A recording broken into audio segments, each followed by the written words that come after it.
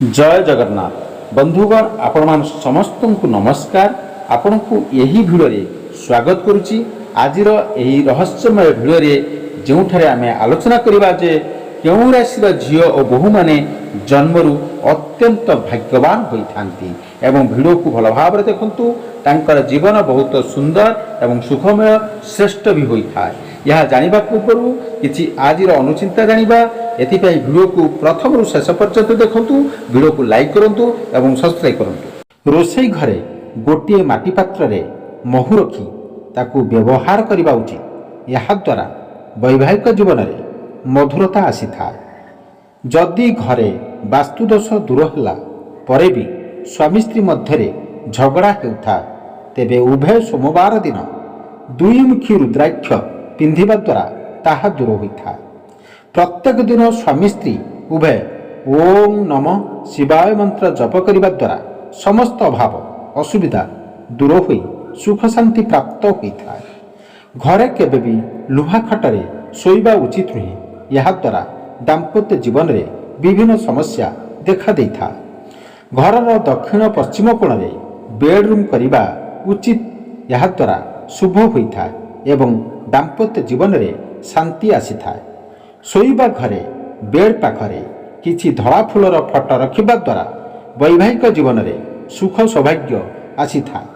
स्त्री लोकंक मेकअप सामग्री केबे भी बेडरूम व्यतीत अन्य केउ घरे रखिबा उचित नुहे। यह अशुभ होइथा। स्वामी स्त्री बेडरूम ठीक उपरे जदि पानी टांकी रही थाए तेबे सेमानंक मध्यरे थिबा संपर्क खराब होइथा। बेडरूम रो ठीक उपरे जदि टॉयलेट रही थाए तेबे स्वामी स्त्री संपर्क खराब होई छाड़पत्र आड़कू कथा जाइथा। सेथिपाई बेडरूम ठीक उपरे पानी टांकी किंबा टॉयलेट रखिबा उचित नुहे। जदि थाए बेडरूम बदलाइबा उचित।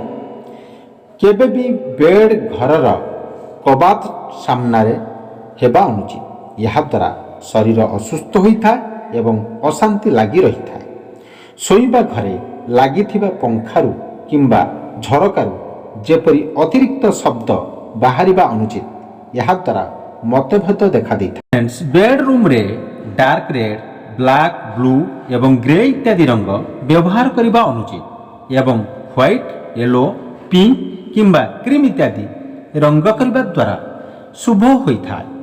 बाहर लोकंकु केबे भी स्वामी स्त्री बेडरूम को जीवाकू देवा अनुचित। यह द्वारा सेमानक भितरे संपर्क खराब होइथा। बाहर लोकंक मन नजर बेडरूम भीतर को पड़िबा उचित नुहे। यह द्वारा स्वामी स्त्री विभिन्न खराब कथार शिकार होइथांती। सूर्यास्त परे बेडरूम रे किछि समय लाइट जलाइबा उचित। यह मंगलकारी होइथा एवं अर्थ चिंता कम होइथा। बेडरूम झरका सबू बड़ हेबा उचित नुहे, छोट हेबा उचित। यह द्वारा परिवारर लोकंक भितरे अविश्वास देखा देइथा। घरे रोषेई करि सारिबा परे किछि खाद्य प्रथमे वास्तु देवतांकु समर्पण करी गाई को खुआई देले मंगल होइथा। बेडरूम रे टीवी, कंप्यूटर इत्यादि विद्युत उपकरण रखिबा अनुचित। यह अमंगलकारी होइथा। ठाकुर घरे पुरुणा जिनिस किंबा बेकार जिनिस रखिबा अनुचित। यह द्वारा आर्थिक एवं शारीरिक समस्या देखा देइथा। यह मानिले मंगल होइथा। घरे जदि जोता चपल एठी सेठी पड़े किंबा व्यवस्थित भाव रे न रहे तेबे परिवारर लोकंक भितरे कलह देखा देइथा।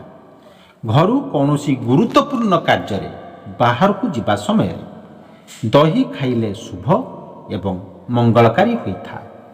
जदि राति रे निद हेउन थाए दक्षिण दिग को मुंड करी सोइबा उचित। यह द्वारा चिंता दूर होइथा एवं भल निद होइथा।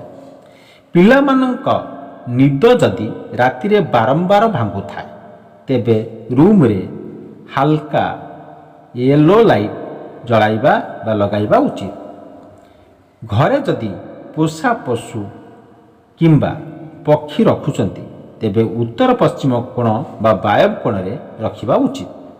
ଭୋଜନ କରିବା ପରେ କେବେ ବି ଅଇଁଠା ଥାଳି ହାତରେ ଧରି ଅଧିକ ସମୟ ରହିବା ଉଚିତ ନୁହେଁ। ଏହାଦ୍ୱାରା ଆର୍ଥିକ ଚିନ୍ତା ବୃଦ୍ଧି ହୋଇଥାଏ।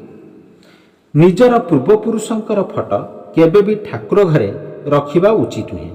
ଏହା ଘରର ଦକ୍ଷିଣ କାନ୍ଥରେ ଲଗାଇବା ଉଚିତ। ରାହୁକାଳ ସମୟରେ ପଇସା ରଖୁଥିବା ଆଲମାରୀ ଖୋଲିବା ଉଚିତ ନୁହେଁ। ଏହାଦ୍ୱାରା ଅର୍ଥହାନି ହୋଇଥାଏ, ତେଣୁ ଧ୍ୟାନ ରଖିବା ଉଚିତ।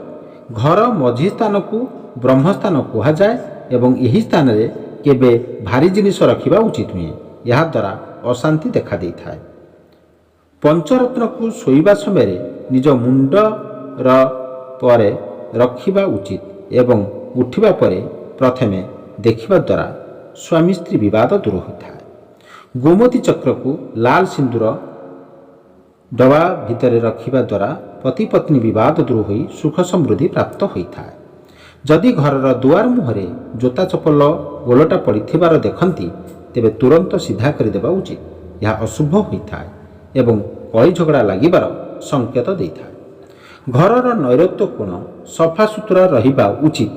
ଯଦି ଦୂଷିତ ହୁଏ ତେବେ ଚରିତ୍ର ହରଣ, ଶତ୍ରୁ ଭୟ ଏବଂ ଦୁର୍ଘଟଣା ଆଦି ସମସ୍ୟା ଦେଖାଦେଇଥାଏ। ଘରର ଉତ୍ତର ଦିଗକୁ ପବିତ୍ର ରଖିବା ଉଚିତ। ଏହାଦ୍ୱାରା ଶରୀର ସୁସ୍ଥ ରହିଥାଏ, ଉତ୍ତମ ସ୍ୱାସ୍ଥ୍ୟ ଏବଂ ଆୟୁ ପ୍ରାପ୍ତ ହୋଇଥାଏ। ଗୁରୁବାର ଦିନ ଘରର ଉତ୍ତର ଦିଗରେ ପଦ୍ମଫୁଲ ରଖିଲେ ଲକ୍ଷ୍ମୀଙ୍କର ଆଗମନ ହୋଇଥାଏ ଏବଂ ଧନ ବୃଦ୍ଧିରେ ସହାୟକ ହୋଇଥାଏ। ଘରେ କେବେ ବି ପ୍ଲାଷ୍ଟିକ ଫୁଲ ରଖିବା ଉଚିତ ନୁହେଁ। ଏହାଦ୍ୱାରା ନକାରାତ୍ମକ ଶକ୍ତି ବୃଦ୍ଧି ପାଇଥାଏ ଏବଂ ସମସ୍ୟା ଦେଖାଦେଇଥାଏ। ଗ୍ରହମାନଙ୍କର ଶୁଭ ଦୃଷ୍ଟି ପ୍ରାପ୍ତ କରିବା ପାଇଁ ହେଲେ ଘର ପୋଛା ଲଗାଇବା ସମୟରେ ଟିକିଏ ହଳଦୀ ପାଣିରେ ମିଶାଇବା ଉଚିତ। ଯଦି କୌଣସି ଇଣ୍ଟରଭ୍ୟୁ ଦେବାକୁ ଯାଉଛନ୍ତି, ତେବେ ଲାଲ କିମ୍ବା ହଳଦିଆ ରଙ୍ଗର ରୁମାଲ ପାଖରେ ରଖିଲେ ଶୁଭ ଫଳ ମିଳିଥାଏ। ଘରର ଉତ୍ତର ଦିଗରେ ବଡ଼ ଆଇନା ଲଗାଇବା ଦ୍ୱାରା ଆତ୍ମବିଶ୍ୱାସ ବୃଦ୍ଧି ହୋଇଥାଏ ଏବଂ ନୂତନ ଅବସର ପ୍ରାପ୍ତ ହୋଇଥାଏ। ଘରର ଦକ୍ଷିଣ ପଶ୍ଚିମ ଦିଗରେ ପରିବାରର ସଦସ୍ୟଙ୍କର ମିଳିତ ଫଟୋ ଲଗାଇବା ଉଚିତ। ଏହାଦ୍ୱାରା ଶାନ୍ତି ପ୍ରାପ୍ତ ହୋଇଥାଏ। ଘରେ କେବେ ବି ନୈରାଶ୍ୟଜନକ ଛବି କିମ୍ବା ଉଦାସୀନ ଛବି ଲଗାଇବା ଉଚିତ ନୁହେଁ। ଏହାଦ୍ୱାରା ନକାରାତ୍ମକ ଶକ୍ତି ବୃଦ୍ଧି ହୋଇଥାଏ। ଏହା ମାନିଲେ ଆପଣମାନଙ୍କର ମଙ୍ଗଳ। ବନ୍ଧୁଗଣ, ଏବେ ଆସନ୍ତୁ ଜାଣିବା କେଉଁ ସବୁ ରାଶିର ଝିଅ ଓ ବୋହୂମାନେ ଅଧିକ ଭାଗ୍ୟଶାଳୀ ହୋଇଥାନ୍ତି। ପ୍ରଥମଟି ମେଷରାଶି। ମେଷରାଶିର ଝିଅମାନେ ହେଉଛନ୍ତି ଜନ୍ମଜାତ ନେତୃତ୍ୱର ଗୁଣର ଧନୀ। ସେମାନେ ସାହସୀ, ସ୍ୱାଧୀନ ଏବଂ ଅଦ୍ୟମ ଇଚ୍ଛାଶକ୍ତିର ସାଥୀ। ଯେଉଁ କାମକୁ ଧରନ୍ତି ଏହି ଝିଅମାନେ ସେଥିରେ ଉତ୍ତମ ଫଳ ଆଣି ନେଇଥାନ୍ତି। ଭାଗ୍ୟ ସେମାନଙ୍କ ପାଇଁ ସର୍ବଦା ସହଯୋଗୀ ହୋଇଥାଏ। ଦ୍ୱିତୀୟଟି ହେଉଛି ବୃଷରାଶି। ବୃଷରାଶିର ଝିଅମାନେ ହେଉଛନ୍ତି ସ୍ଥିର, ଦୃଢ଼ ଓ ମୂଲ୍ୟବୋଧ ଥିବା ମଣିଷ। ସେମାନଙ୍କର ଘର ହୁଏ ପ୍ରେମ ଓ ଶାନ୍ତିର ନିବାସ। ସେମାନେ ଧନ ଓ ସମ୍ମାନ ଦୁଇ ଆହୁରି ଆକର୍ଷିତ କରନ୍ତି। ତାଙ୍କର ଭାଗ୍ୟ ଶାନ୍ତ ଏବଂ ଶୁଭ ଏବଂ ଧନମୟ ହୋଇଥାଏ। ତୃତୀୟରେ ହେଉଛି କର୍କଟ ରାଶି। କର୍କଟ ରାଶିର ଝିଅମାନେ ଭାବପ୍ରବଣ, ଦୟାଶୀଳ ଓ ଗମ୍ଭୀର ଅନୁଭୂତିର ଧନୀ। ସେମାନଙ୍କର ମନର ଶୁଦ୍ଧତା, ଆଧ୍ୟାତ୍ମିକତା ତାଙ୍କୁ ଦେଇଥାଏ ଏକ ଅଲଗା ଭାଗ୍ୟର ଶକ୍ତି। ପରିବାର ପାଇଁ ସେମାନେ ଶ୍ରେଷ୍ଠ ହୋଇଥାନ୍ତି। ଚତୁର୍ଥରେ ହେଉଛି କନ୍ୟା ରାଶି।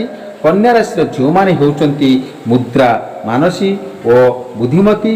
ତାଙ୍କର ମାନସିକ ଶକ୍ତି ଓ ପ୍ରତିଷ୍ଠା ପାଇଁ ଚେଷ୍ଟା ସେମାନଙ୍କୁ ଅଦ୍ଭୁତ ଉନ୍ନତି ଦେଇଥାଏ। କାମରେ ଏହି ଝିଅମାନେ ସବୁବେଳେ ସର୍ବୋତ୍ତମ ଅବସ୍ଥାରେ ରହିଥାନ୍ତି। ଏବଂ ପଞ୍ଚମରେ ରହୁଛି ଧନରାଶି।